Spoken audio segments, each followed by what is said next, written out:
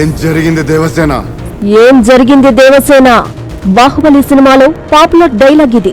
ఎందుకంటే దేవసేన గుడికి వెళ్తే బల్లాల దేవ సేనాధిపతి క్యూ లైన్ లో దేవసేనపై అనుచితంగా ప్రవర్తిస్తాడు. దాంతో ఆమె కత్తితో అతడి వేలును నరికేస్తుంది. ఆ పంచాయతీ రాజమాత శివగామి చెంతకు చేరుతుంది. దేవసేనను నిందితురాలుగా చేసి శిక్షించేందుకు సిద్ధమవుతారు. ఈ విషయం తెలుసుకున్న హీరో అమరేంద్ర బాహుబలి అక్కడకు వచ్చి రాజమాత నిర్ణయాన్ని కూడా పట్టించుకోకుండా ఏం జరిగింది దేవసేన అంటూ తన భార్యను అడిగి తెలుసుకుంటాడు.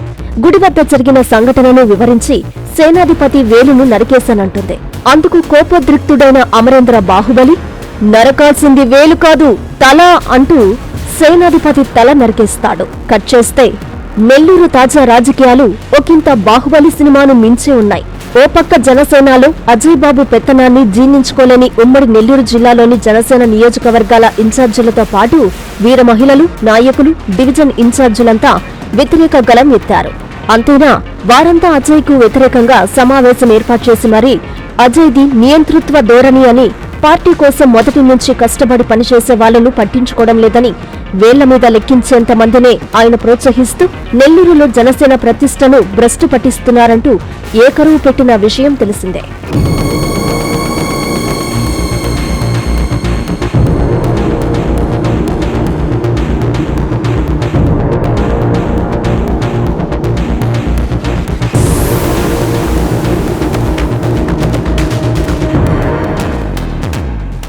మళ్లీ కట్ చేస్తే నెల్లూరు టీడీపీలోనూ ఇదే పరిస్థితి. టీడీపీ అంటేనే క్రమశిక్షణకు మారుపేరు. ఆ పార్టీలోని నాయకులది అదే పరిస్థితి.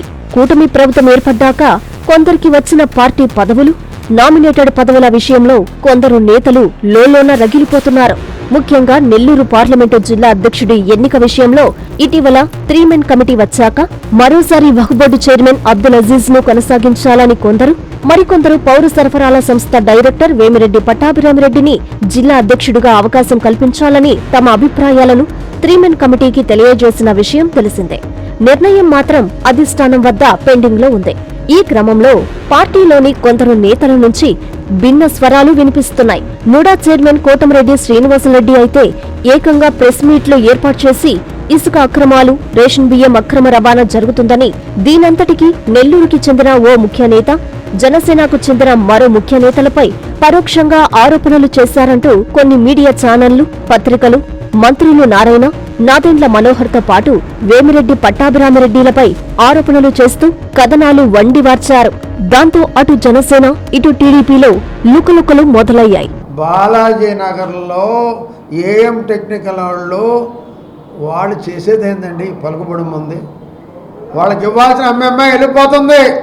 3 జిల్లాల్లో నాకు తెలిసి ఒక వ్యక్తి ఈ 3 జిల్లాల్లో స్మగ్లింగ్ చేస్తున్నారు.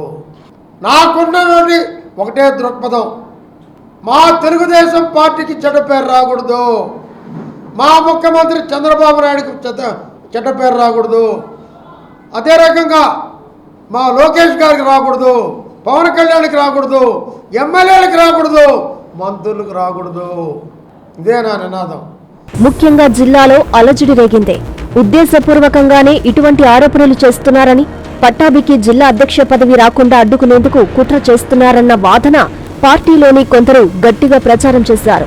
దీంతో అధిష్టానం కూడా సీరియస్ అయ్యింది. ఈ విషయంలో కోటమిరెడ్డి శ్రీనివాసరెడ్డి మరోసారి ప్రెస్ మీట్ పెట్టి మరీ తాను టీడీపీ, జనసేన నాయకుల గురించి ఆరోపణలు చేయలేదని, రేషన్ మాఫియాను ప్రోత్సహిస్తున్న అధికారుల గురించి మాట్లాడానంటూ సవరించుకున్నారు. అటు అజయ్పై వ్యతిరేక బావుట, ఇటు రేషన్, ఇసుక మాఫియా వ్యవహారంలో టీడీపీ నేతల ఆరోపణలు చేయడంతో నెల్లూరులోని ఆ 2 పార్టీల నేతలతో పాటు ప్రజల్లో కూడా గందరగోళ పరిస్థితి నెలకొనింది. దీన్ని ప్రతిపక్ష పార్టీ, ఛానళ్లు, సోషల్ మీడియా బాగా యూజ్ చేసుకుంది. దాంతో ఆ 2 పార్టీల అధిష్టానం సీరియస్ అయ్యి దిద్దుబాటు చర్యలు చేపట్టారు. నేను ఎవరిని ఉద్దేశించి మాట్లాడింది అయితే కాదు. ఒక విషయం, నేను మాట్లాడిన ప్రెస్ మీట్లో కానివ్వండి, ఆ అక్రమ రవాణాలో కానివ్వండి, జనసేన పార్టీకి కానీ జనసేన కార్యకర్తలకు కానీ ఎవ్వరికి కూడా సంబంధం లేదు. అదేవిధంగా చూసుకుంటే ఆ ప్రెస్ మీట్లో జనసేన నాయకులకు కానీ కార్యకర్తలకు కానీ ప్రీతమ మంత్రివర్యులు నాదెండ్ల మనోహర్ గారు కానీ ఏమాత్రం దానివల్ల ఏమైనా మనస్తాపం చెందుంటే నేను మనస్ఫూర్తిగా విచారం వ్యక్తం చేస్తున్నాను. దీన్ని పెద్దలు మాజీ ముఖ్యమంత్రి గారి కుమారుడు నాదెండ్ల మనోహర్ గారిని అన్యదా భావించవద్దని చెప్పి కూడా నేను కోరుకుంటున్నాను. మంగళగిరి కేంద్రంగా అటు జనసేనాని డిప్యూటీ సీఎం పవన్ కళ్యాణ్ ఉమ్మడి నెల్లూరు జిల్లా ఇన్ఛార్జీలందరినీ పిలిపించారు. టీడీపీ రాష్ట్ర అధ్యక్షుడు పల్లా శ్రీనివాస యాదవ్ కూడా అబ్దుల్ అజీజ్ నేతృత్వంలో వేమిరెడ్డి పట్టాభిరామిరెడ్డిని, నుడా చైర్మన్ కోటమిరెడ్డి శ్రీనివాసరెడ్డిని పిలిపించారు. దాంతో ఎవరిపై క్రమశిక్షణ చర్యలు తీసుకుంటారు, ఎవరిపై వేటు పడుతుంది, మందలించి పంపిస్తారా లేక ఏదైనా కఠిన నిర్ణయం తీసుకుంటారా, ఏం జరుగుతుంది టీడీపీ జనసేనలో అంటూ ఉత్కంఠగా మారింది. చివరకు పవన్ కళ్యాణ్ అజయ్ కు చెక్ పెట్టారు. పూర్తి స్థాయిలో విచారణకు ఎంఎస్ఎంఈ చైర్మన్ శివశంకర్ ను నియమించారు. అలాగే టీడీపీలో ఇక నుంచి ప్రత్యక్ష పరోక్ష ఆరోపణలు నేతలపై చేయకూడదని, జిల్లా అధ్యక్షుడికి తెలియకుండా ప్రెస్ మీట్లు పెట్టకూడదని రాష్ట్ర అధ్యక్షుడు ఆదేశించారు. దాంతో ఆ 2 అంశాలకు తాత్కాలిక తెరపడినట్లయింది. జనసేనలో మాత్రం అజయ్ను తొలగించడంపై ఓ వర్గం కాదు 90% క్యాడర్ ఆనందంగా ఉందని చెప్పడంలో మాత్రం అతిశయోక్తి లేదు.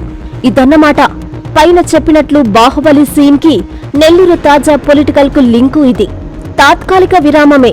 బాహుబలిలాగా మరో సీక్వెల్ ఉండొచ్చు. కేజీఎఫ్, పుష్ప, కాంతారాలాగా సీక్వెల్ కూడా ఉండొచ్చు.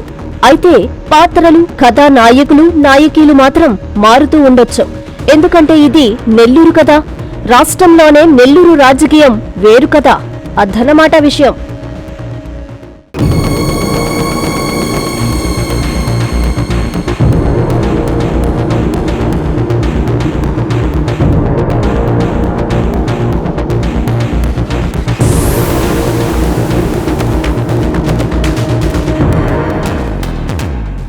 చందన స్వర్ణ మందిర్లో దసరా దీపావళి బంగారు వెలుగులు. ఆశ్చర్యం కొరిపే ఆఫర్స్, అదృష్టాన్నిచ్చే బంగారు ఆభరణాలతో మెగా గోల్డ్ సేల్. బంగారు ఆభరణాలపై సవరకు 4,000 రూపాయల వరకు భారీ తగ్గింపు. బంగారం లాంటి ఆఫర్ మీ చేతిలో.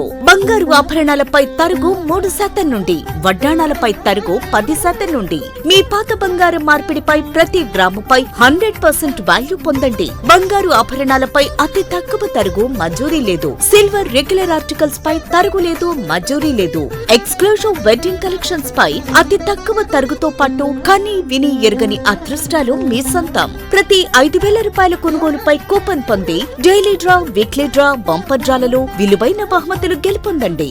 విచ్చేయండి చందన స్వర్ణ మందిర్, ఆర్టీసీ బస్టాండ్ ప్రక్కన, సూళ్లూరుపేట మరియు ఏరియా హాస్పిటల్ రోడ్, ఆదోని.